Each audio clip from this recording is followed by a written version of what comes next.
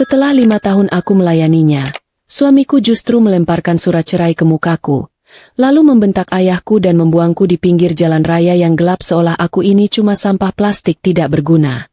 Sebelum kita mulai lebih lanjut, yuk, tekan tombol suka, serta tombol subscribe agar tidak ketinggalan kisah menarik lainnya. Dan jangan lupa absen asal kota Bapak Ibu di kolom komentar. Semoga rezeki kita semua dilancarkan, kesehatan kita diberkahi, dan keluarga kita selalu harmonis dalam lindungannya. Amin. Pintu mobil itu dibanting keras sampai telingaku berdenging. Aku berdiri di pinggir jalan raya yang sepi, menatap aspal yang masih basah sisa hujan tadi sore. Raka, laki-laki yang 5 tahun ini aku urusi makannya, aku siapkan bajunya. Bahkan aku pijat kakinya setiap dia pulang kerja, baru saja melemparkan selembar amplop coklat tepat ke arah mukaku. Ujung amplop itu tajam sekali, rasanya perih di pipi, tapi jujur hatiku jauh lebih perih. Dia menurunkanku begitu saja di pinggir jalan lintas yang kanan kirinya cuma ada pohon jati dan ruko-ruko kosong yang tutup. Katanya, dia sudah muak melihat wajahku yang dianggapnya tidak membawa keberuntungan. Padahal, kalau dipikir-pikir, keberuntungan dia selama ini ya asalnya dari dapurku yang tidak pernah berhenti mengepul. Raka tidak langsung tancap gas. Dia menurunkan kaca mobilnya, menatapku dengan tatapan yang seolah-olah aku ini adalah bungkus gorengan yang sudah berminyak dan tidak ada isinya. Dengan gaya sombongnya, dia mengeluarkan telepon genggam dan menekan sebuah nomor yang sangat aku hafal. Itu nomor ayahku. Aku hanya bisa mematung saat mendengar suaranya yang melengking lewat pengeras suara. Dia membentak ayahku dengan kalimat yang tidak pernah aku bayangkan sebelumnya.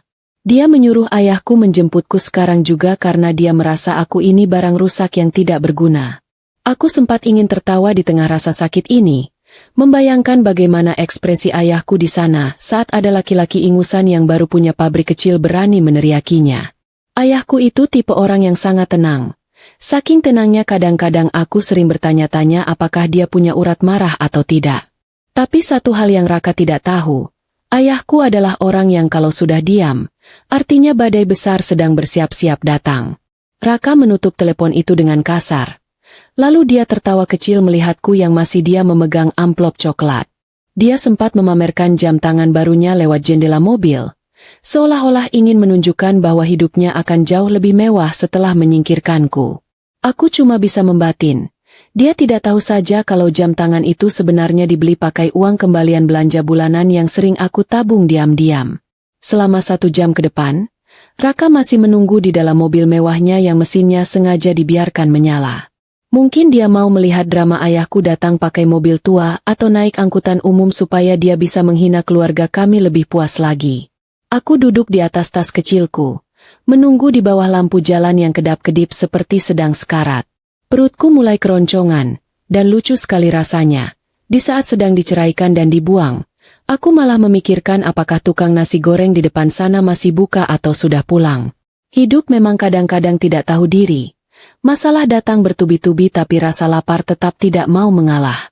Tiba-tiba, suara deru mesin yang sangat berat terdengar dari kejauhan. Bukan cuma satu, tapi seperti ada rombongan besar yang sedang menuju ke arah kami. Raka yang tadinya asyik bermain telepon genggam di dalam mobil mulai terlihat gelisah dan mengeluarkan kepalanya dari jendela. Dari tikungan jalan, muncul sorot lampu yang sangat terang. Saking terangnya sampai membuat mataku silau. Satu persatu mobil jeep hitam berukuran besar berhenti di depan kami, membentuk barisan yang sangat rapi seperti sedang ada kunjungan kenegaraan. Raka keluar dari mobilnya, wajahnya yang tadi sombong perlahan-lahan berubah menjadi pucat pasi, seperti orang yang lupa mematikan kompor saat mau pergi jauh. Ayahku turun dari mobil yang paling depan, dan untuk pertama kalinya setelah sekian lama, aku melihatnya memakai setelan lengkap yang sangat rapi. Tidak ada lagi ayah yang biasanya pakai kaos oblong bolong-bolong sambil menyiram tanaman di depan rumah. Ayah berjalan ke arahku dengan langkah yang sangat tegap, mengabaikan Raka yang mencoba menyapa dengan suara terbata-bata. Beliau memegang bahuku, menanyakan apakah aku baik-baik saja dengan nada yang sangat teduh. Raka mencoba mendekat. Mungkin dia pikir ayahku sedang pura-pura kaya, tapi langkahnya langsung dihentikan oleh 2 orang penjaga berbadan besar yang tatapannya lebih tajam dari silet cukur. Suasana jalanan itu mendadak jadi sangat dingin. Lebih dingin dari air es yang baru keluar dari pembeku. Ayahku mengeluarkan sebuah map dari balik jasnya dan memberikannya kepada salah satu penjaganya untuk ditunjukkan ke depan muka Raka. Di sana tertulis dengan sangat jelas kalau lahan tempat pabrik Raka berdiri adalah milik keluarga kami, dan besok pagi surat pengosongan lahan akan segera dikirim. Raka yang tadinya mau bicara banyak langsung mendadak bisu. Mulutnya menganga sampai-sampai nyamuk jalanan mungkin bisa masuk tanpa izin. Dia baru sadar kalau selama ini dia sedang menumpang hidup di atas kemurahan hati orang yang baru saja dia hina habis-habisan. Aku melihat Raka mulai gemetar. Lututnya seperti tidak sanggup lagi menopang tubuhnya yang selama ini dia bangga-banggakan. Dia mencoba berlutut di depanku, meminta maaf dengan suara yang sudah tidak karuan bentuknya, antara menangis dan tersedak ludah sendiri. Tapi ayahku cuma tersenyum tipis. Jenis senyum yang biasanya beliau pakai kalau sedang melihat serangga yang terjepit di pintu. Ayah menyuruhku masuk ke mobil, meninggalkan semua masa lalu yang sudah berantakan di pinggir jalan itu. Saat aku duduk di kursi empuk mobil ayah, aku sempat melirik dari kaca spion dan melihat Raka yang sedang memukul-mukul aspal dengan tangan kosong, persis seperti anak kecil yang kehilangan balon di pasar malam. Kejadian malam itu benar-benar membuka mataku kalau orang yang paling keras suaranya biasanya adalah orang yang paling kecil isinya. Aku tidak merasa sedih lagi. Justru aku merasa beban berat yang selama ini ada di pundakku baru saja diangkat paksa. Ayahku malah sempat-sempatnya menawarkan untuk mampir beli sate kambing karena katanya wajahku terlihat seperti orang yang kurang asupan protein. Kami pun melaju meninggalkan jalan lintas itu. Meninggalkan Raka yang masih histeris sendirian di pinggir jalan yang gelap. Malam itu aku sadar, kalau dibuang ke pinggir jalan adalah awal dari kepulanganku ke tempat yang seharusnya. Tempat di mana aku dihargai bukan karena kegunaanku, tapi karena aku adalah aku. Mobil yang aku tumpangi melaju dengan sangat halus. Kontras sekali dengan gemuruh di dadaku yang mulai perlahan surut. Aku duduk di jok kulit yang aromanya masih terasa sangat mewah. Sambil memandangi lampu-lampu jalan yang bergerak cepat seperti kenangan pahit yang ingin segera aku tinggalkan. Di sampingku, ayah tidak banyak bicara. Beliau hanya sibuk mengupas jeruk yang entah kapan beliau bawa. Sesekali beliau melirikku, memastikan kalau aku tidak sedang menangis sesenggukan meratapi nasib. Jujur saja, aku lebih merasa lapar daripada merasa sedih sekarang. Aneh memang. Orang baru saja ditalak di pinggir jalan tapi pikirannya malah melayang ke bumbu sate kambing yang tadi ayah janjikan. Ayah akhirnya memecah keheningan dengan memberikan separuh jeruknya kepadaku. Katanya biar otakku sedikit segar. Aku mengunyah jeruk itu sambil melihat bayanganku sendiri di kaca jendela. Wajahku berantakan, kerudungku miring, dan ada sisa debu jalanan di pipiku. Kalau Raka melihatku sekarang, dia pasti akan makin merasa benar kalau aku ini tidak berguna. Tapi bagiku, penampilan ini adalah seragam perangku setelah 5 tahun bertahan di rumah yang lebih mirip penjara tanpa jeruji besi. Ayah kemudian tertawa kecil. Suara tawanya renyah sekali. Jenis tawa yang membuatku merasa kalau dunia ini sebenarnya baik-baik saja meski suamiku baru saja berubah jadi monster. Kupikir kamu bakal pingsan tadi, Arumi, kata ayah sambil menyetir dengan satu tangan. Aku hanya mencibir pelan menanggapi candaan itu. Mana mungkin aku pingsan, selama jadi istri Raka. Aku sudah terbiasa angkat galon sendiri dan mendorong lemari kalau dia sedang malas membantu. Ototku mungkin lebih kuat dari mental Raka yang langsung roboh, hanya karena melihat rombongan mobil jeep hitam. Ayah bercerita kalau sebenarnya beliau sudah lama ingin menjemputku. Tapi beliau menunggu sampai aku sendiri yang menyadari kalau laki-laki pilihanmu itu sebenarnya cuma pajangan yang catnya mulai mengelupas. Kami berhenti di sebuah kedai sate kambing langganan ayah yang masih buka di pojok jalan kota.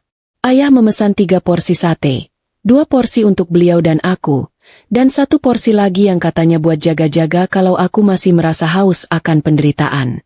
Humor ayah memang agak gelap, tapi itu yang membuatku tenang. Saat sate datang, aroma lemak yang terbakar itu seolah-olah menghapus memori tentang bau parfum Raka yang menyengat dan membosankan. Aku makan dengan sangat lahap, tidak peduli dengan tata krama atau gengsi sebagai anak pengusaha. Ayah memperhatikanku sambil geleng-geleng kepala. Mungkin beliau heran bagaimana bisa anak perempuannya tetap punya nafsu makan singa di malam perceraiannya. Di sela-sela makan, Telepon genggam ayah terus bergetar di atas meja. Aku bisa melihat nama, Raka, muncul berkali-kali di layar, memohon untuk diangkat. Ayah sengaja membiarkannya. Malah ponsel itu ditutup pakai piring sisa tulang kambing supaya tidak silau katanya. Aku tahu Raka sedang ketakutan setengah mati sekarang. Dia baru sadar kalau besok pagi dia tidak punya tempat untuk mandi, apalagi tempat untuk sombong. Pabrik yang selama ini dia pamerkan di media sosial itu berdiri di atas tanah kakekku. Dan kontraknya bisa aku robek kapan saja kalau aku mau. Rasanya ada kepuasan tersendiri melihat layar ponsel itu menyala-nyala di bawah tumpukan tulang sate. Tiba-tiba, sebuah pesan masuk ke ponselku sendiri. Raka mengirimkan pesan panjang lebar yang isinya minta maaf dan mengaku hilaf karena emosi sesaat. Dia bilang kalau surat cerai itu cuma gertakan supaya aku lebih penurut. Aku membaca pesan itu sambil mengunyah daging sate yang agak liat. Lalu aku tertawa sendiri. Gertakan katanya? Mana ada gertakan yang sampai menelepon mertua sambil memaki-maki. Laki-laki itu memang juara kalau soal memutarbalikan fakta. Kalau ada perlombaan lari dari kenyataan, dia pasti sudah dapat medali emas setiap tahunnya. Aku tidak membalas. Aku justru mematikan ponselku dan memasukkannya ke dalam tas yang paling bawah. Malam semakin larut, tapi kota ini sepertinya baru mau mulai bernapas. Setelah kenyang, kami kembali ke mobil untuk pulang ke rumah masa kecilku. Rumah yang dulu aku tinggalkan dengan penuh harapan bahwa Raka akan jadi imam yang baik. Ayah memutar musik keroncong lama yang suaranya mendayu-dayu, membuatku mengantuk. Beliau bilang kalau besok hidupku akan sangat sibuk karena banyak dokumen perusahaan yang harus aku tanda tangani. Aku baru ingat.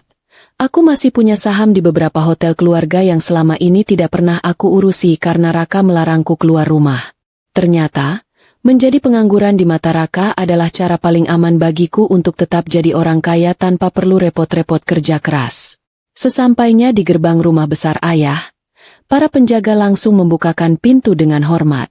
Aku merasa seperti putri raja yang baru pulang dari pengasingan di hutan rimba. Ibu sudah menunggu di teras dengan wajah cemas. Tapi begitu melihat aku turun dengan wajah berminyak habis makan sate, wajah cemasnya langsung berubah jadi bingung. Ibu memelukku erat.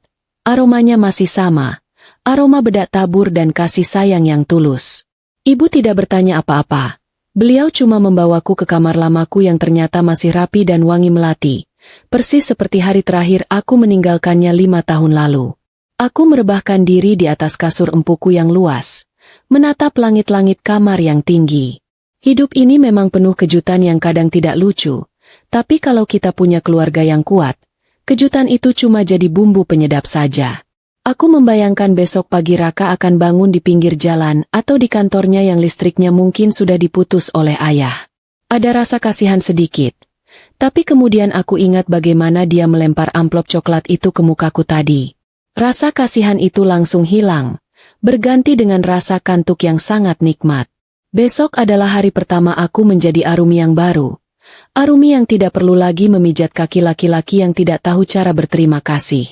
Matahari pagi masuk menembus celah gorden kamarku. Rasanya silau sekali sampai mataku perih. Aku menggeliat di atas kasur yang saking empuknya sampai membuat badanku terasa tenggelam. Ini adalah pagi pertama aku tidak perlu bangun terburu-buru untuk menyiapkan kopi tanpa gula kesukaan Raka yang kalau telat sedikit saja dia bakal mengomel seolah dunia mau kiamat. Aku melirik jam dinding, sudah jam 8 pagi. Dan tidak ada suara teriakan yang menanyakan di mana letak kaos kaki atau dasi merahnya. Rasanya damai sekali, sepi yang sangat mewah. Sampai-sampai aku ingin kembali menarik selimut dan tidur lagi sampai sore kalau saja perutku tidak memberikan sinyal minta diisi. Aku turun ke bawah dengan nyawa yang belum terkumpul sepenuhnya. Masih pakai daster batik pemberian ibu yang warnanya sudah agak pudar. Di ruang makan, ayah sudah duduk rapi sambil membaca koran, ditemani secangkir kopi hitam yang aromanya memenuhi ruangan. Beliau melihatku, lalu tertawa kecil melihat rambutku yang masih mirip sarang burung karena semalam aku langsung tidur tanpa menyisirnya. Ayah memberikan sebuah tablet kepadaku. Isinya adalah rekaman berita bisnis pagi ini. Ternyata, berita tentang pembatalan kerjasama secara sepihak antara perusahaan keluarga kami dan pabrik Raka sudah menyebar kemana-mana. Efeknya luar biasa. Saham pabrik kecilnya langsung merosot seperti orang yang terjun payung tapi lupa bawa payungnya. Tadi pagi si Raka itu datang ke depan gerbang, kata ayah sambil menyesap kopinya pelan. Aku yang sedang menyendok nasi uduk langsung berhenti. Rasanya nafsu makanku sedikit terganggu kalau mendengar nama itu. Ayah bercerita kalau Raka datang dengan wajah kusut, masih pakai baju yang semalam, dan mencoba merayu penjaga supaya diizinkan masuk untuk bertemu denganku. Tentu saja ditolak mentah-mentah. Penjaga rumah kami itu orang-orang setia yang lebih patuh pada perintah ayah daripada pada air mata buaya laki-laki bangkrut. Katanya, Raka sempat memohon-mohon sampai mau mencium tangan penjaga itu. Benar-benar tidak punya harga diri sama sekali kalau urusannya sudah mentok di urusan perut dan harta. Lucunya, ayah sengaja menyuruh pembantu rumah kami keluar untuk menyiram trotoar di depan gerbang, persis di tempat Raka berdiri. Jadi, laki-laki sombong itu harus mundur-mundur supaya sepatu mahalnya tidak basah terkena cipratan air got. Aku membayangkannya saja sudah ingin tersedak nasi uduk. Membayangkan Raka yang biasanya sok bersih harus berjoget-joget kecil menghindari air siraman pembantu. Ayah memang juara kalau soal menyiksa orang secara halus tanpa perlu mengeluarkan kata-kata kasar. Raka akhirnya pergi setelah diancam akan dilaporkan ke polisi karena mengganggu ketertiban lingkungan perumahan elit ini. Siang harinya, aku dipaksa ayah untuk ikut ke kantor pusat. Beliau bilang aku tidak boleh terus-terusan mengurung diri seperti kucing yang takut air. Aku akhirnya dandan sedikit niat.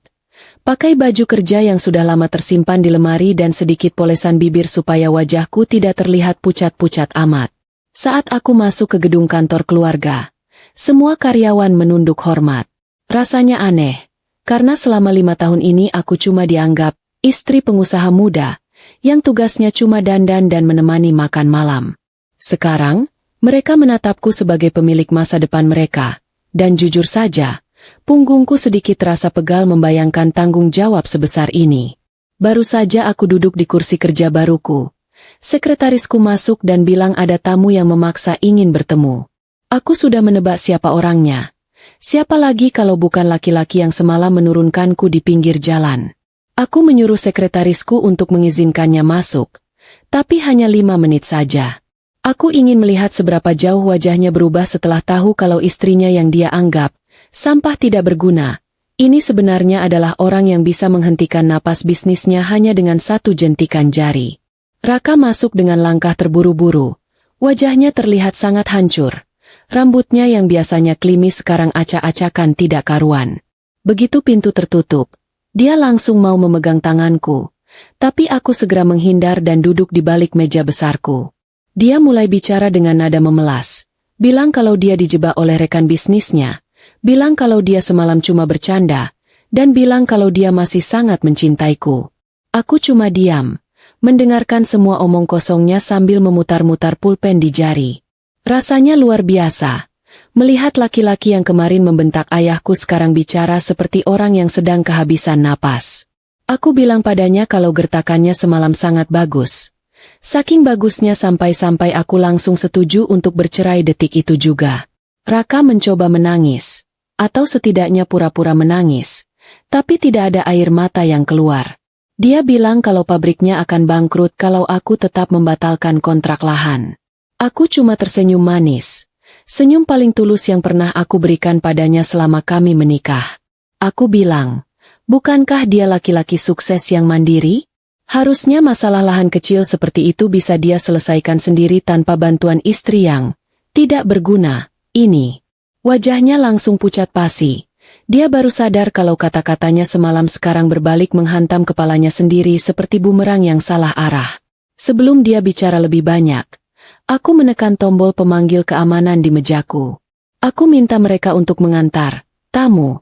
Ini keluar karena aku punya jadwal rapat yang jauh lebih penting daripada mendengarkan drama radio siang hari. Saat dia diseret keluar oleh 2 keamanan bertubuh besar, dia sempat berteriak histeris. Memanggil namaku berkali-kali sampai suaranya serak.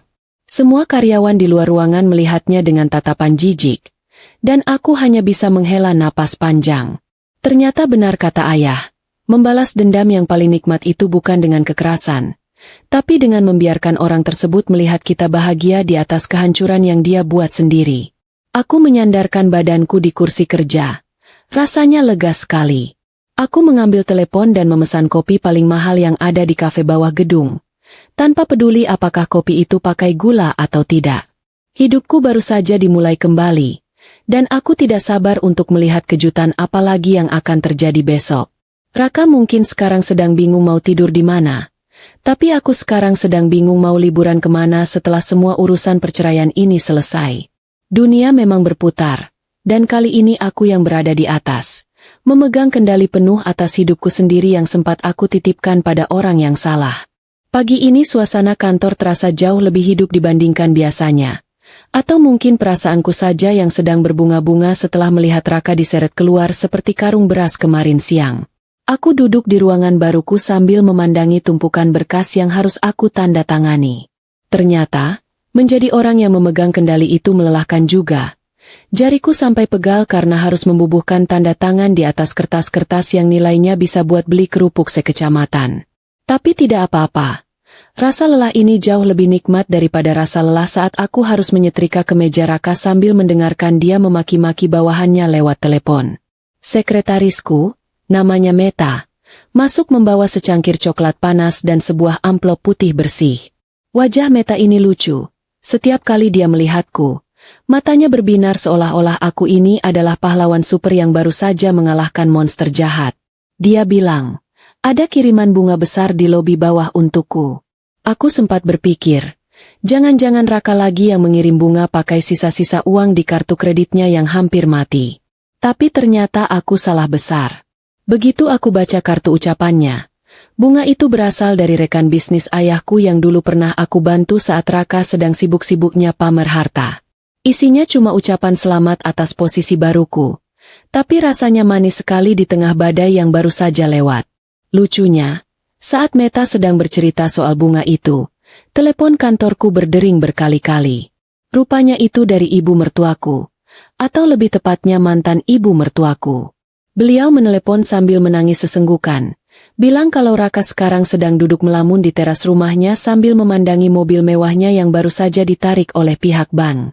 Ibu mertuaku memohon supaya aku kasihan pada anaknya. Katanya Raka itu cuma hilaf dan sebenarnya dia orang baik. Aku cuma bisa tersenyum simpul sambil memandangi ujung sepatuku. Orang baik mana yang menurunkan istrinya di pinggir jalan raya yang gelap? Mungkin definisi baik bagi mereka adalah selama aku mau jadi pembantu tanpa gaji yang bisa mereka injak-injak kapan saja. Aku bilang ke beliau dengan suara sesantai mungkin, kalau Raka itu sudah dewasa dan harus belajar tanggung jawab. Kalau dia bisa melempar surat cerai dengan gaya yang sangat keren, harusnya dia juga bisa menghadapi kebangkrutan dengan gaya yang sama kerennya. Ibu mertuaku langsung diam 1000 bahasa. Mungkin beliau tidak menyangka kalau Arumi yang dulu cuma bisa mengangguk pelan sekarang sudah punya taring yang tajam. Aku menutup telepon dengan sopan, lalu kembali menyeruput coklat panasku. Rasanya benar-benar lega, seperti baru saja mengeluarkan kerikil yang sudah bertahun-tahun nyelip di dalam sepatu. Sore harinya, aku memutuskan untuk pulang lebih awal. Ayah mengirimkan pesan kalau beliau sedang ingin makan bakso urat di pinggir jalan dekat rumah lama kami. Aku langsung setuju, karena jujur saja, makan makanan mewah di restoran itu seringkali membosankan dan bikin perutku kaget. Saat aku sampai di kedai bakso, ayah sudah duduk santai sambil bercanda dengan tukang baksonya. Beliau terlihat sangat bahagia. Mungkin karena beban pikirannya soal rumah tanggaku sudah hilang tertiup angin. Kami makan bakso dengan lahap, sambil sesekali mengomentari orang-orang yang lewat dengan motor yang knalpotnya bising sekali sampai-sampai percakapan kami terputus-putus. Di sela-sela makan bakso, ayah bercerita kalau besok pengacara kami akan mengurus semua harta bersama. Ayah bilang, sebenarnya tidak ada harta bersama yang benar-benar milik Raka, karena semua modal awalnya adalah pinjaman dari perusahaan keluarga kami yang belum dia cicil sepeser pun. Jadi, secara teknis, Raka sekarang bukan cuma bangkrut, tapi juga punya hutang yang kalau ditumpuk mungkin tingginya bisa menyamai Tugu Monas. Aku hampir saja tersedak urat bakso mendengar penjelasan ayah. Ternyata selama ini Raka itu cuma modal gaya dan keberanian untuk sombong, sementara pondasi hidupnya itu keropos seperti kayu yang dimakan rayap. Saat kami sedang asyik tertawa, tiba-tiba aku melihat mobil taksi berhenti di depan kedai bakso. Raka keluar dari sana dengan penampilan yang makin tidak karuan. Dia sepertinya tahu aku ada di sana dari postingan Meta di media sosial kantor. Dia mendekati meja kami dengan wajah memelas. Kakinya pincang sedikit. Entah karena apa. Mungkin karena terlalu banyak berjalan kaki mencari pinjaman uang. Tukang bakso sampai berhenti memotong seledri karena bingung melihat laki-laki berpakaian kucel tapi gayanya masih mau terlihat elegan meski sudah gagal total. Raka tidak berteriak kali ini. Dia cuma berdiri di samping mejaku dengan kepala menunduk. Dia bilang kalau dia lapar dan tidak punya uang tunai sama sekali karena semua rekeningnya diblokir. Aku menatap mangkuk baksoku yang masih sisa separuh. Lalu aku tawarkan kepadanya. Tapi ayah langsung menahan tanganku dan bilang kalau bakso itu terlalu mewah untuk orang yang tidak tahu cara menghargai makanan buatan istri. Ayah malah memanggil tukang bakso dan memesankan 1 porsi bakso polos tanpa urat, tanpa mie, dan tanpa kuah panas untuk Raka. Katanya, itu biar Raka belajar kalau hidup itu tidak selalu lengkap seperti yang dia mau. Melihat Raka yang hanya bisa diam mematung di pinggir jalan sementara kami lanjut makan bakso urat yang sangat enak, aku merasa sedikit lucu. Dulu aku menangis karena dia. Sekarang aku tertawa karena bakso urat dan tingkah konyolnya. Raka akhirnya pergi dengan langkah gontai tanpa menyentuh bakso pesanan ayah. Mungkin harga dirinya yang tinggal sedikit itu masih mencoba bertahan. Kami pun pulang dengan perut kenyang dan hati yang sangat tenang. Malam itu, aku tidur dengan nyenyak lagi, membayangkan kalau besok pagi adalah lembaran baru yang lebih seru tanpa ada lagi bayang-bayang laki-laki yang hanya tahu cara meminta tanpa tahu cara memberi. Pagi ini aku terbangun karena suara burung yang berisik di luar jendela. Bukan karena suara alarm yang biasanya membuatku jantungan. Aku meregangkan otot-otot leherku. Rasanya ringan sekali. Seperti baru saja melepas ransel berisi batu kali yang selama ini aku gendong kemana-mana. Ibu masuk ke kamar membawa segelas jamu kunyit asam dingin. Katanya biar kulitku tetap kencang dan hatiku tidak asam terus. Aku meminumnya sambil duduk di tepi kasur. Memandangi dasterku yang sedikit tersingkap. Lucu ya? Dulu Raka selalu protes kalau aku pakai daster. Katanya aku mirip ibu-ibu penunggu pasar. Sekarang, aku bebas mau pakai daster sampai sobek pun tidak ada yang bakal memelototiku seperti mau menelan hidup-hidup. Setelah mandi dan merasa segar, aku turun ke lantai bawah. Di ruang tamu, aku melihat ada 2 orang laki-laki berseragam bank sedang bicara serius dengan ayah. Aku sempat was-was. Jangan-jangan ada masalah dengan rekening keluarga. Tapi begitu aku mendekat, ayah malah tertawa lebar sambil menunjuk ke arah beberapa dokumen di atas meja. Ternyata, pihak bank datang untuk menyerahkan kunci mobil-mobil mewah milik Raka yang baru saja disita. Ayah memang sengaja membeli aset-aset itu lewat jalur belakang supaya tetap jatuh ke tangan keluarga kami. Ayah bilang, mobil itu bakal dijadikan mobil operasional antar jemput karyawan di pabrik baru yang akan aku pimpin nanti. Bayangkan saja. Mobil yang dulu dipamerkan Raka ke teman-temannya buat jemput selingkuhannya, sekarang dipakai buat angkut karung kain dan karyawan pabrik yang keringatan. Siangnya, aku memutuskan untuk pergi ke salon. Aku ingin memotong rambutku yang sudah terlalu panjang dan kusam karena jarang terurus. Saat sedang asyik dikeramas, Meta meneleponku dengan suara yang terdengar sedang menahan tawa. Dia bercerita kalau Raka mencoba masuk ke pabrik lama dengan gaya bos besar. Bermaksud mengambil sisa-sisa barang pribadinya. Tapi masalahnya, Raka lupa kalau dia sudah tidak punya akses apapun. Dia sempat berdebat dengan petugas keamanan baru yang badannya seperti kulkas 2 pintu. Katanya, Raka sempat didorong sampai jatuh ke dalam selokan kecil di depan pabrik, karena terus-terusan memaki petugas. Aku yang sedang dipijat kepalanya cuma bisa tertawa pelan sampai tukang salonnya bingung melihatku mesam-mesem sendiri. Keluar dari salon dengan potongan rambut pendek sebahu yang segar. Aku merasa seperti manusia baru. Aku menyempatkan diri mampir ke toko pakaian untuk membeli beberapa setelan kerja yang lebih modern. Saat aku sedang memilih baju, mataku menangkap sosok yang sangat kukenal di sudut toko kacamata seberang jalan. Itu Raka. Dia sedang berdiri di depan toko, tapi bukan untuk beli kacamata mahal seperti biasanya. Dia sedang memegang beberapa selebaran kertas dan membagikannya ke orang-orang yang lewat. Sepertinya dia sedang jadi tenaga lepas untuk mempromosikan toko kacamata itu demi sesuap nasi. Kemejanya yang dulu disetrika licin olehku, sekarang terlihat kusut dan ada noda kuning di bagian ketiaknya. Aku tidak merasa ingin menghampirinya untuk mengejek. Rasanya sudah malas membuang energi. Aku justru merasa bersyukur karena aku tidak lagi berada di samping laki-laki yang kehancurannya sangat cepat itu. Saat aku berjalan menuju tempat parkir, mobil baruku yang disopiri oleh Pak Dirman lewat tepat di depan tempat Raka berdiri. Kaca mobilku sedikit terbuka, dan aku bisa melihat wajah Raka yang terpaku menatap mobil itu. Dia sepertinya mengenali mobil itu sebagai salah satu koleksinya yang dulu. Begitu dia melihat aku duduk di kursi belakang dengan rambut baru dan pakaian yang elegan, selebaran kertas di tangannya jatuh berhamburan tertiup angin. Dia terpaku seperti patung yang baru saja disambar petir di siang bolong. Sore hari di rumah, ayah mengajakku ke halaman belakang untuk membakar ikan gurame. Kami duduk di gazebo kecil sambil menikmati angin sepau-sepau. Ayah bilang, besok adalah hari sidang perdana perceraianku. Beliau memintaku untuk tetap tenang dan tidak terpancing emosi kalau nanti Raka mulai melakukan drama lagi di depan hakim. Aku cuma mengangguk sambil sibuk mengolesi ikan dengan bumbu kecap. Aku bilang ke ayah, kalau Raka mau drama, aku akan bawakan popcorn sekalian biar sidangnya lebih terasa seperti nonton bioskop. Ayah hanya bisa geleng-geleng kepala melihat anak perempuannya yang sekarang jadi sedikit berbisa, tapi tetap lucu ini. Malam harinya, aku iseng membuka media sosial yang sudah lama aku tinggalkan. Aku melihat postingan teman-teman lama Raka yang dulu sering ikut makan gratis di rumah kami. Ternyata, mereka semua sekarang sedang menertawakan kejatuhan Raka di grup-grup gosip. Tidak ada satupun dari mereka yang membela atau membantunya. Di sana aku belajar satu hal lagi. Kalau harta itu cuma bisa menarik lalat, bukan teman sejati.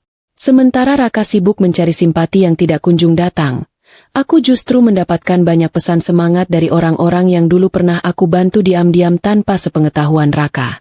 Sebelum tidur, ibu masuk ke kamarku dan membawakan selimut tambahan.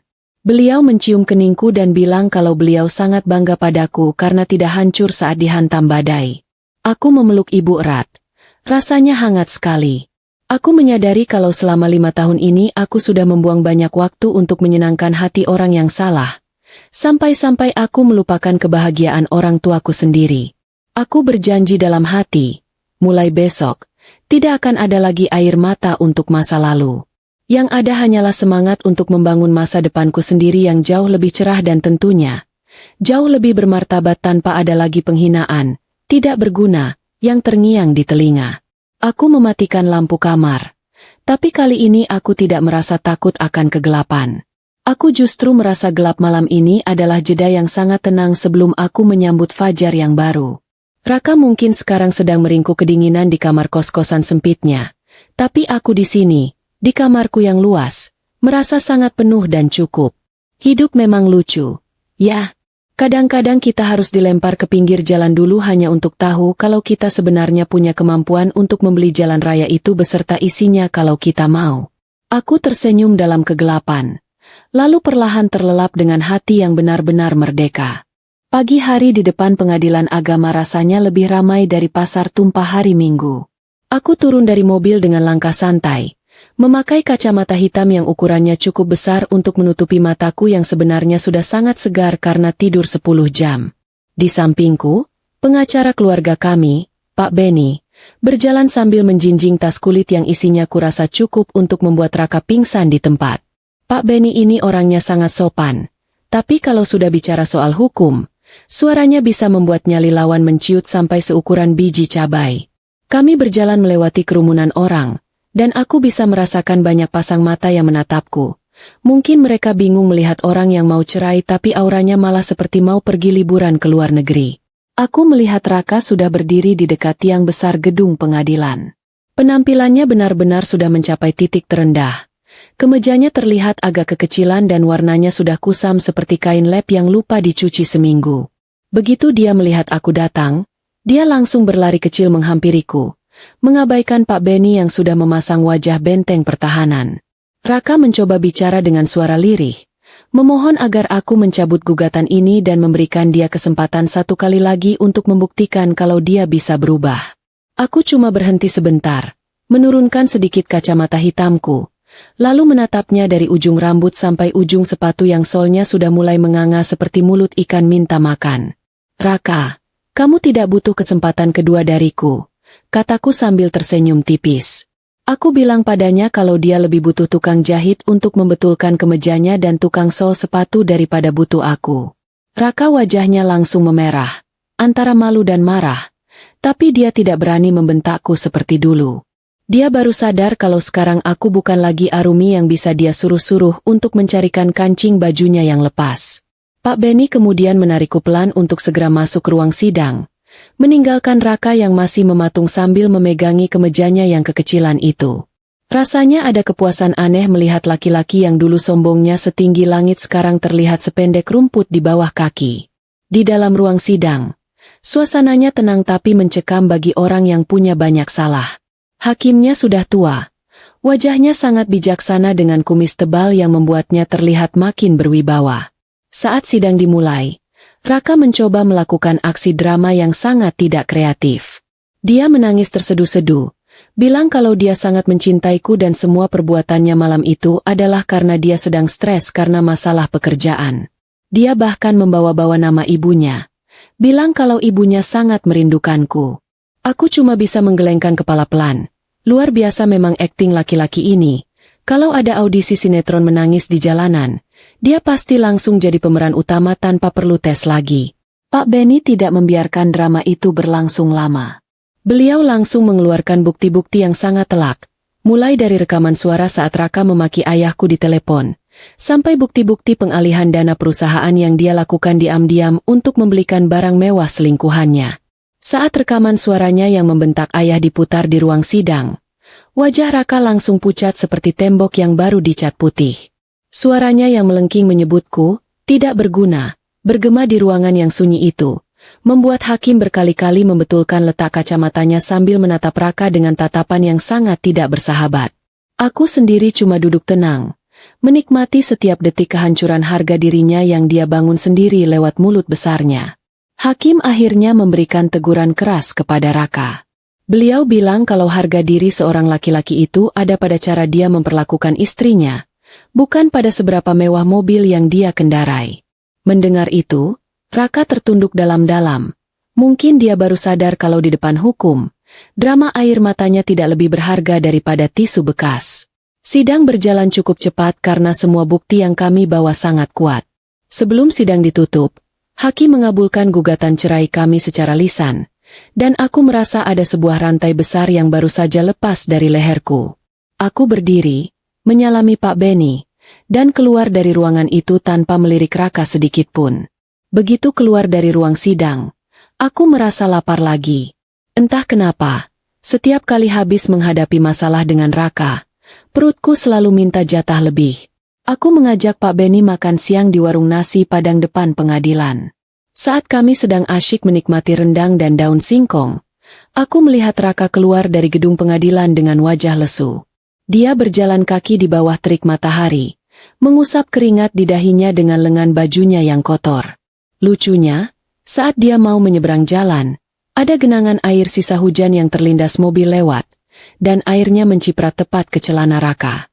Dia cuma bisa diam, pasrah melihat celananya basah kuyup terkena air keruh. Melihat dia yang sekarang begitu menyedihkan, aku sadar satu hal, hidup ini memang adil. Dulu dia menurunkanku di pinggir jalan dan membiarkanku kena gerimis. Sekarang alam membalasnya dengan cara yang lebih konyol. Aku melanjutkan makanku dengan sangat nikmat. Rasa rendangnya jadi terasa jauh lebih gurih. Pak Benny cuma tersenyum melihat aku makan lahap. Mungkin beliau jarang melihat klien yang habis cerai tapi nafsu makannya seperti orang habis menang undian. Aku bilang ke Pak Benny, kalau ini bukan perayaan kesedihan, tapi perayaan kebebasan yang harus dirayakan dengan porsi nasi yang lebih banyak. Sore hari di kantor, Meta menyambutku dengan pelukan hangat. Dia bilang kalau semua karyawan sudah tahu hasil sidangnya dan mereka ikut senang. Meta bahkan membawakan aku martabak manis rasa coklat kacang sebagai hadiah. Selamat tinggal masa lalu.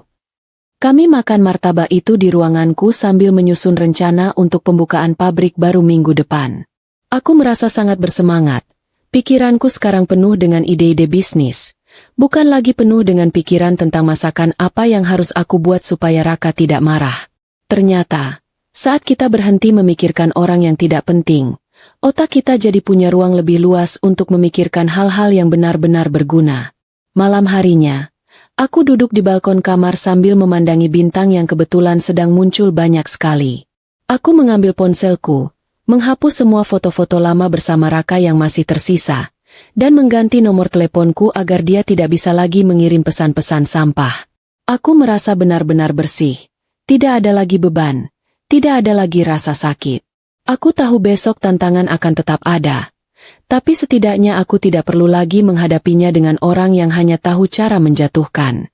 Aku tersenyum pada bintang-bintang itu, lalu menutup pintu balkon dengan perasaan yang sangat ringan. Hidupku baru saja naik kelas, dan aku siap untuk bab selanjutnya yang lebih menantang. Pagi ini aku terbangun dengan perasaan yang jauh lebih segar, seperti baru saja menyelesaikan lari maraton dan akhirnya bisa bernapas lega. Tidak ada lagi beban di dada, dan anehnya, suara klakson mobil di depan rumah pun terdengar seperti musik yang merdu. Aku turun ke dapur dan mendapati ibu sedang asyik membuat kue bolu pandan yang wanginya sampai ke teras depan. Ibu bilang, hari ini aku harus terlihat cantik karena akan ada pertemuan besar dengan para calon investor pabrik baruku. Aku cuma tertawa, sambil mengambil sepotong kue yang masih panas, lalu memakannya sambil berdiri di dekat jendela dapur. Rasanya manis, semanis bayangan masa depanku yang sekarang sudah tidak lagi terhalang oleh bayang-bayang Raka. Pertemuan siang itu diadakan di sebuah hotel bintang 5 di pusat kota. Aku datang dengan setelan blazer biru tua yang membuatku terlihat sangat tegas, tapi tetap kalem. Meta, sekretarisku, sudah menunggu di lobi dengan membawa tumpukan dokumen yang siap dipresentasikan. Saat kami berjalan menuju ruang rapat, aku melihat beberapa orang pengusaha pria yang dulu sering meremehkanku saat aku masih menjadi istri Raka. Sekarang, mereka menatapku dengan pandangan segan. Bahkan ada yang buru-buru berdiri hanya untuk menyapa dan menyalamiku. Aku hanya membalas dengan senyuman tipis yang sopan, tanpa perlu banyak bicara.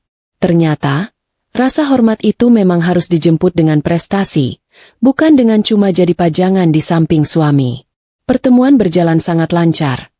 Para investor itu terlihat sangat tertarik dengan konsep pabrik tekstil ramah lingkungan yang aku tawarkan. Aku bicara dengan tenang, menjelaskan setiap angka dan target tanpa ada sedikit pun keraguan. Di tengah presentasi, aku sempat teringat kata-kata Raka dulu yang bilang kalau otakku cuma seukuran biji cabai dan tidak akan nyambung bicara soal bisnis besar. Kalau dia ada di ruangan ini sekarang, dia pasti akan merasa seperti butiran debu yang tertiup angin. Setelah rapat selesai dan kesepakatan ditandatangani, aku merasa seperti baru saja memenangkan Piala Dunia. Aku menyalami mereka satu persatu dengan tangan yang mantap, membuktikan bahwa Arumi yang tidak berguna, ini justru adalah mesin penggerak utama yang mereka butuhkan. Lucunya, saat aku mau keluar dari hotel, aku melihat ada keributan kecil di area parkir samping. Aku yang penasaran pun mendekat, dan ternyata di sana ada Raka lagi. Dia sepertinya bekerja jadi petugas parkir lepas di sekitar hotel itu, atau mungkin sedang mencoba mencari celah untuk bertemu seseorang. Dia terlihat sedang dimarahi oleh seorang sopir mobil mewah karena salah memberikan aba-aba, sampai mobil itu hampir menyerempet tiang listrik. Raka cuma bisa membungkuk-bungkuk minta maaf sambil memegang peluit plastiknya yang sudah butek. Aku berdiri tidak jauh dari sana, melihat pemandangan itu seperti sedang menonton acara komedi di televisi sore hari. Raka tidak melihatku pada awalnya.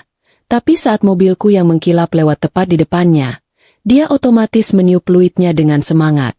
Pak Dirman, sopirku, sengaja berhenti sebentar untuk mengatur navigasi. Di saat itulah, kaca mobil belakang aku turunkan perlahan. Begitu Raka melihat wajahku dari balik kaca, peluit di mulutnya sampai jatuh ke aspal. Dia berdiri mematung dengan baju seragam parkir yang sudah basah oleh keringat dan noda oli. Aku tidak mengatakan apa-apa. Aku cuma mengambil selembar uang 100.000 dari dompetku, lalu menjulurkannya lewat jendela tanpa ekspresi. Ini untuk jasamu hari ini. Jangan lupa beli makan yang enak agar tenagamu kuat untuk meniup peluit lagi, kataku pelan. Wajah Raka berubah jadi merah padam, antara malu yang luar biasa dan rasa terhina yang sangat dalam. Dia ragu-ragu untuk mengambil uang itu. Tapi akhirnya tangannya yang gemetar meraihnya juga karena mungkin dia memang sedang sangat butuh uang untuk makan malam. Aku segera menaikkan kaca mobil kembali dan menyuruh Pak Dirman untuk jalan. Lewat kaca spion, aku melihat Raka masih berdiri mematung sambil memandangi uang 100.000 itu di tengah kepulan asap knalpot mobil-mobil yang lewat. Rasanya bukan dendam yang aku rasakan, tapi rasa syukur yang tak terhingga karena aku sudah keluar dari lingkaran hidup orang yang tidak pernah mau berusaha memperbaiki diri selain dengan kesombongan. Sore harinya, ayah mengajakku merayakan keberhasilan rapat tadi dengan makan bakmi ayam di tempat favorit kami sejak aku kecil. Kami duduk di bangku kayu panjang yang catnya sudah mengelupas. Tapi rasanya tetap paling nyaman di dunia. Ayah bilang, keberanianku memberikan uang parkir ke Raka tadi adalah bentuk sedekah yang paling elegan. Ayah tertawa sampai tersedak kuah bakmi saat aku bercerita soal peluit Raka yang jatuh ke aspal. Beliau bilang, hidup ini memang panggung sandiwara. Tapi kali ini aku adalah sutradaranya. Sementara Raka hanyalah figuran yang bahkan tidak punya dialog penting lagi. Di sela-sela makan bakmi, ayah memberikan sebuah amplop kecil kepadaku. Ternyata itu adalah tiket liburan ke Bali untukku, ibu, dan Meta minggu depan. Ayah bilang aku butuh istirahat sebelum pabrik baru benar-benar beroperasi dan menyita seluruh waktuku. Aku sangat senang, membayangkan pantai, kelapa muda, dan matahari yang hangat, jauh dari hiruk-pikuk masalah perceraian dan drama Raka. Aku memeluk ayah erat. Rasanya aku kembali jadi anak kecil yang selalu dilindungi oleh pahlawannya. Ternyata benar. Rumah yang paling aman itu adalah pelukan orang tua yang tidak pernah menghakimi kita saat kita jatuh. Malam itu, aku mulai berkemas untuk liburan besok. Aku mengeluarkan koper besar yang dulu pernah dipakai Raka untuk perjalanan dinasnya yang fiktif itu. Aku melihat ada gantungan kunci nama Raka yang masih menempel. Dan tanpa ragu aku langsung mencopotnya lalu membuangnya ke tempat sampah di pojok kamar. Aku memasukkan baju-baju santai, topi pantai, dan beberapa buku bacaan yang menyenangkan. Tidak ada lagi rasa sedih. Yang ada hanyalah kegembiraan yang meluap-luap. Aku merasa seperti burung yang baru saja keluar dari sangkar dan siap mengepakkan sayap setinggi mungkin menuju langit yang biru. Sebelum tidur, aku sempat mengecek ponsel sebentar. Ada beberapa pesan dari nomor asing yang isinya makian dan sumpah serapah. Aku yakin itu dari Raka yang sedang frustrasi. Aku tidak marah. Aku justru merasa kasihan padanya. Orang yang hanya bisa memaki saat kalah adalah orang yang mentalnya paling lemah di dunia. Aku langsung memblokir nomor itu tanpa membacanya sampai selesai. Aku menutup mata dengan senyum kecil, membayangkan suara ombak di Bali yang sebentar lagi akan menyambutku. Hidup ini indah ya. Kalau kita tahu kapan harus berhenti peduli pada orang-orang yang hanya ingin menghisap energi kita. Pagi di Bali itu rasanya beda sekali dengan pagi di rumah. Apalagi kalau dibandingkan dengan pagi-pagi suram saat aku masih jadi istri Raka. Aku terbangun karena suara ombak yang terdengar samar dari balik pintu balkon hotel. Bukan karena suara gedoran pintu atau teriakan yang menanyakan di mana letak kunci motor. Aku keluar ke balkon. Menghirup napas panjang-panjang sampai paru-paruku terasa penuh dengan udara pantai yang asin tapi menyegarkan. Meta sudah bangun lebih dulu. Dia sedang asyik memotret matahari terbit dengan gaya yang sudah mirip fotografer profesional. Kami tertawa bareng, merencanakan hari ini mau keliling cari nasi jinggo dan main air sampai kulit kami berubah jadi sawo matang. Liburan ini benar-benar obat yang manjur untuk kepalaku yang sempat berasap. Selama 3 hari di sini, aku sama sekali tidak menyentuh urusan pekerjaan, apalagi urusan mantan suami yang mungkin sekarang sedang sibuk menghitung koin di pinggir jalan. Ibu terlihat sangat bahagia. Beliau berkali-kali minta difotokan di depan pura atau di pinggir pantai dengan daster barunya yang berwarna mencolok. Melihat ibu tertawa lepas tanpa beban seperti ini, aku merasa semua rasa sakit kemarin itu ada hikmahnya. Kalau aku tidak diceraikan Raka, mungkin aku masih mendekam di dapur sambil mendengarkan ocehannya, dan ibu tidak akan pernah bisa menikmati kelapa muda di pinggir pantai seperti sekarang. Lucunya, saat kami sedang asyik makan siang di sebuah warung di pinggir tebing, Meta tiba-tiba menunjukkan layar ponselnya kepadaku. Ternyata dia masih iseng memantau akun media sosial salah satu teman dekat Raka. Di sana ada postingan foto Raka yang sedang duduk di depan sebuah ruko kosong dengan wajah yang sangat menyedihkan. Keterangannya bilang kalau Raka baru saja diusir dari kontrakan kecilnya, karena sudah menunggak bayar 3 bulan. Aku yang sedang mengunyah ayam betutu hampir saja tersedak karena ingin tertawa. Rasanya ironis sekali. Laki-laki yang dulu sombongnya minta ampun sekarang malah jadi gelandangan karena tidak sanggup bayar sewa tempat tinggal yang mungkin harganya tidak seberapa dibandingkan dengan satu ban mobil mewahnya yang dulu. Ibu yang melihat kami berbisik-bisik pun bertanya ada apa. Dan saat aku ceritakan nasib Raka, ibu cuma geleng-geleng kepala sambil menyeruput es jeruknya. Ibu bilang, itu namanya hukum tabur tuai. Siapa yang menanam angin ya harus siap menerima badai. Ibu bahkan sempat bercanda. Katanya syukur Raka tidak diusir saat sedang pakai sabun di kamar mandi. Bisa-bisa dia lari keliling kampung cuma pakai handuk. Kami semua tertawa terbahak-bahak di warung itu. Membuat pengunjung lain sedikit menoleh karena penasaran. Ternyata benar ya. Menertawakan penderitaan orang yang pernah menyakiti kita itu ada rasa manis-manisnya sedikit. Apalagi kalau dilakukan sambil makan enak. Sore harinya, kami pergi ke sebuah pura untuk melihat matahari terbenam. Suasananya sangat magis. Langit berubah warna jadi oranye keunguan yang sangat cantik. Aku berdiri di tepi tebing, membiarkan angin laut memainkan rambut pendekku. Di saat itu, aku merasa benar-benar tenang. Aku menyadari kalau hidup ini terlalu berharga untuk dihabiskan dengan meratapi orang yang bahkan tidak tahu cara menghargai diri mereka sendiri. Raka hanyalah sebuah bab buruk di buku kehidupanku yang tebal. Dan sekarang aku sudah masuk ke bab yang jauh lebih berwarna. Aku menutup mata. Berterima kasih pada Tuhan karena sudah menyelamatkanku dari masa depan yang suram bersama orang yang salah. Malam terakhir di Bali, aku duduk sendirian di pinggir kolam renang hotel sementara ibu dan Meta sudah tidur duluan. Aku iseng membuka ponsel dan menemukan sebuah pesan suara dari nomor asing lagi. Aku tahu itu pasti Raka. Tapi kali ini aku beranikan diri untuk mendengarkannya. Suara Raka terdengar serak. Dia menangis dan bilang kalau dia sangat menyesal. Dia mengaku kalau dia sekarang tinggal di gudang milik temannya dan hanya makan mie instan mentah karena tidak punya kompor. Dia memohon-mohon supaya aku mengiriminya sedikit uang atau setidaknya mau mengangkat teleponnya sekali saja. Dia bilang dia merindukan masakan rumahku dan rindu suara lembutku. Aku mendengarkan pesan itu sampai habis dengan perasaan yang datar saja. Tidak ada rasa sedih atau ingin membantu.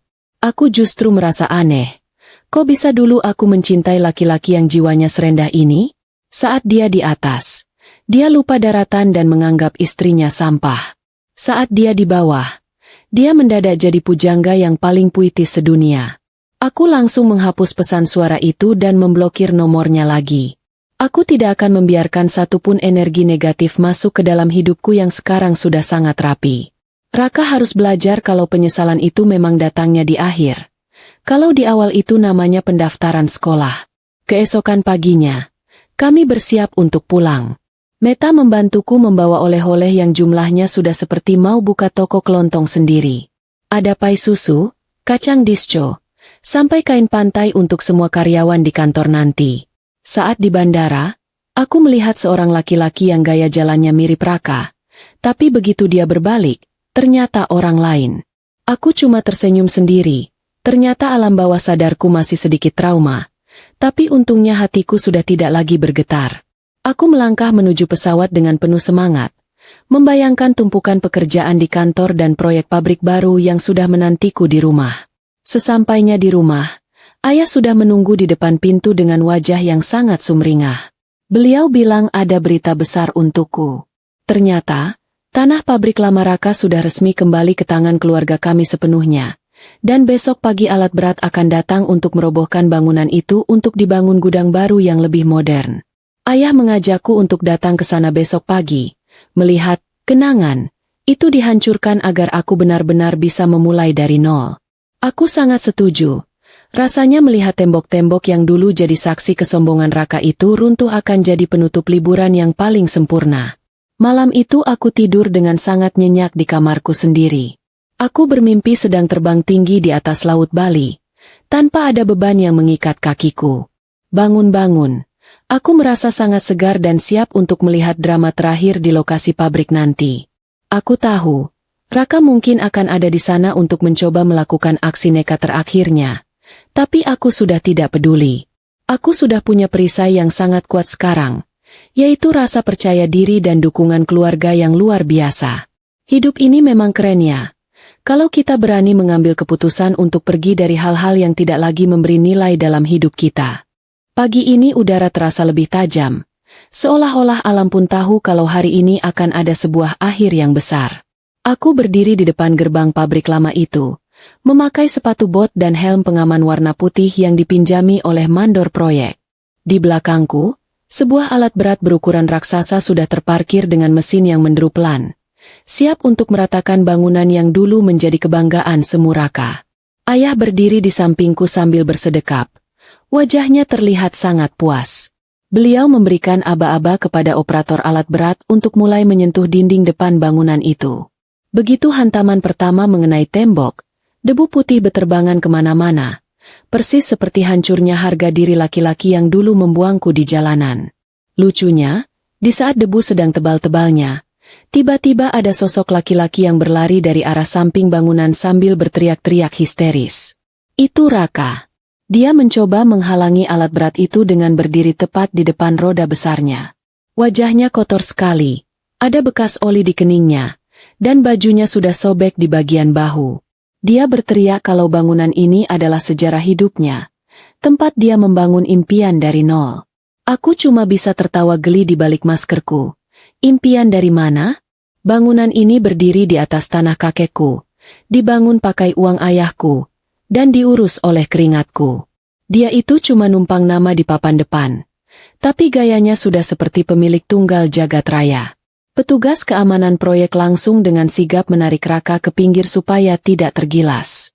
Raka meronta-ronta seperti cacing kepanasan. Kakinya menendang-nendang debu sampai dia sendiri yang tersedak. Ayah mendekatinya pelan, lalu membisikkan sesuatu yang membuat Raka langsung terdiam dan lemas.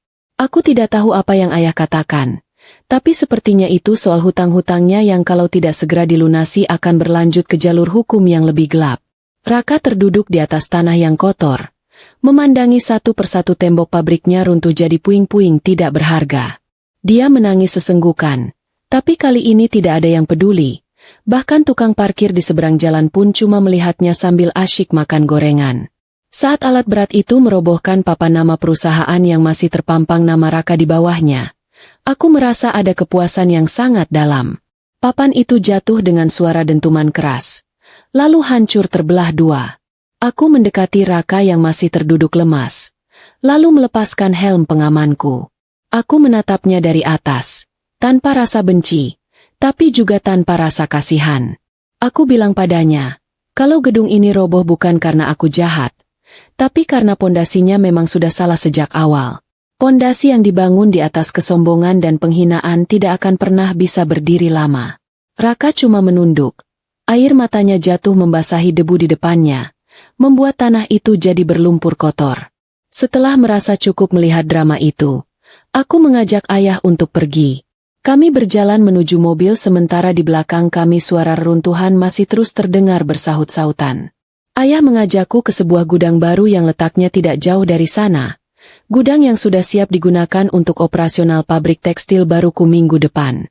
Di sana, Meta sudah menunggu dengan beberapa staf baru yang wajahnya terlihat sangat semangat. Kami masuk ke dalam gudang yang luas, bersih, dan wangi cat baru. Rasanya sangat kontras dengan suasana di pabrik lama tadi. Di sini, aku merasakan energi positif yang sangat besar. Energi yang membuatku yakin kalau keputusanku untuk bangkit adalah hal terbaik yang pernah aku lakukan. Siang harinya, aku kembali ke kantor untuk menemui pengacara.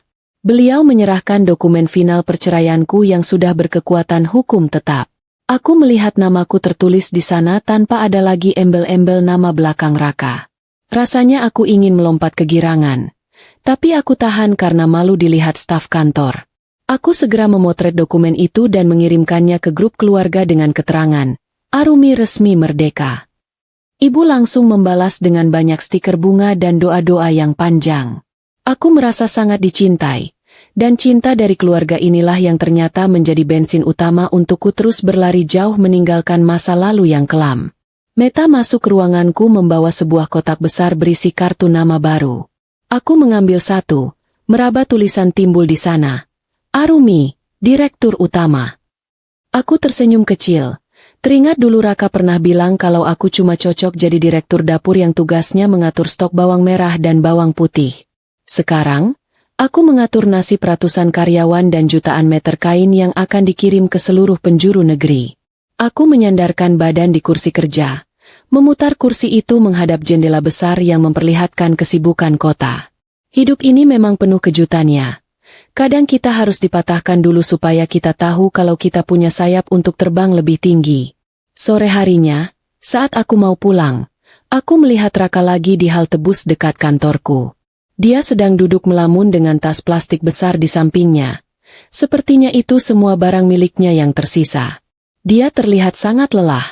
Kepalanya bersandar pada tiang halte yang penuh dengan tempelan iklan sedot WC. Aku tidak berhenti.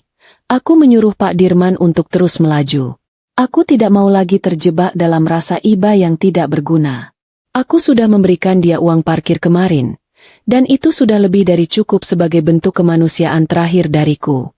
Sekarang, dia harus menjalani hidupnya sendiri, sebagaimana dia dulu menuntutku untuk menjalani hidupku sendiri di pinggir jalan raya. Malam itu aku merayakan kemerdekaanku dengan ibu di rumah. Kami memasak nasi tumpeng mini hanya untuk kami berdua. Ibu bilang, mulai besok aku harus fokus pada masa depan.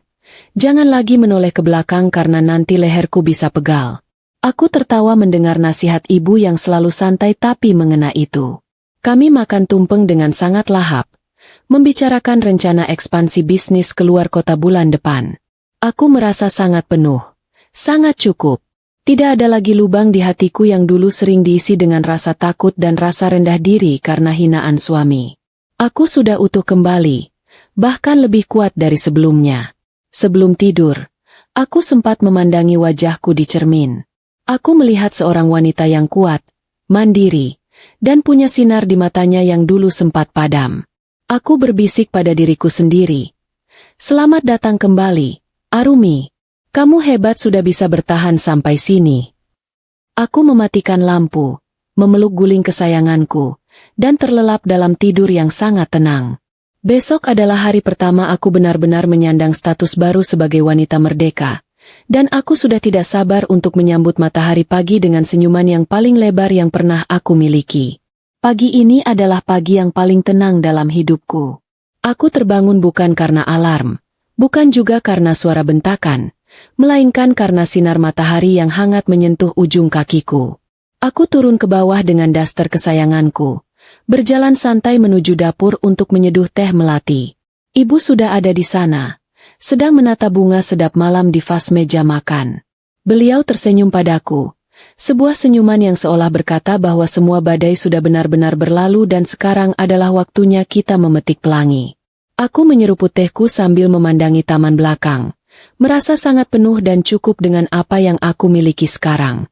Hari ini adalah hari peresmian pabrik tekstil baruku yang sepenuhnya aku pimpin sendiri.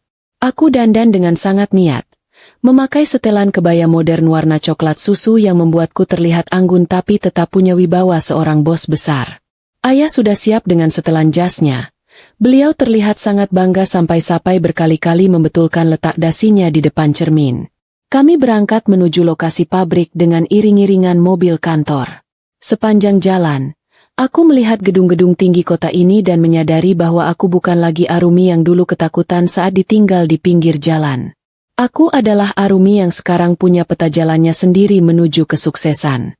Sesampainya di pabrik, suasana sudah sangat ramai. Karangan bunga ucapan selamat berderet panjang dari gerbang sampai ke pintu utama. Meta menyambutku dengan wajah ceria. Dia bilang semua tamu undangan sudah hadir, termasuk beberapa pejabat daerah yang ingin melihat inovasi kain ramah lingkungan milik kita.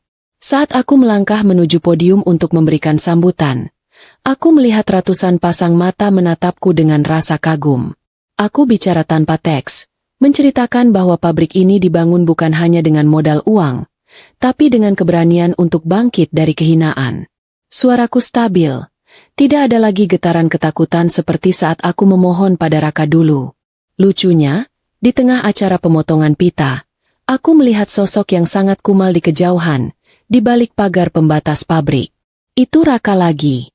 Dia sepertinya datang karena ingin melihat keramaian, atau mungkin berharap ada sisa nasi kotak dari acara ini yang bisa dia bawa pulang. Dia berdiri di antara kerumunan warga sekitar yang menonton dari luar pagar. Wajahnya yang dulu sombong sekarang terlihat sangat layu, seperti kerupuk yang sudah kelamaan kena angin. Dia melihatku memotong pita merah dengan gunting emas. Lalu dia tertunduk dalam-dalam saat semua orang bertepuk tangan meriah. Dia baru benar-benar sadar bahwa wanita yang dulu dia buang seperti sampah sekarang sudah terbang setinggi awan. Aku tidak menyuruh petugas untuk mengusirnya kali ini. Aku justru menyuruh Meta untuk membagikan 100 nasi kotak mewah kepada warga yang menonton di luar pagar, termasuk untuk Raka. Aku ingin dia tahu bahwa keberlimpahan hidupku sekarang justru karena aku tidak lagi menyimpan dendam padanya. Saat Raka menerima nasi kotak itu dari tangan Meta, dia sempat mendongak menatap ke arah podium. Aku hanya memberikan anggukan kecil yang sopan, sebuah tanda perpisahan terakhir yang sangat berkelas. Raka memeluk nasi kotak itu sambil berjalan menjauh dengan langkah kaki yang terseret-seret, menghilang di balik tikungan jalan yang berdebu. Acara syukuran berjalan sangat sukses. Banyak investor yang langsung ingin menambah modal karena melihat potensi besar dari tim yang aku bentuk. Setelah tamu-tamu pulang, aku duduk sendirian di ruang kerjaku yang luas dan wangi kayu cendana. Ayah masuk membawa 2 botol minuman soda dingin. Kami bersulang kecil merayakan hari yang luar biasa ini. Ayah bilang, harta yang paling berharga bukan pabrik ini, melainkan harga diri anak perempuannya yang sudah kembali tegak.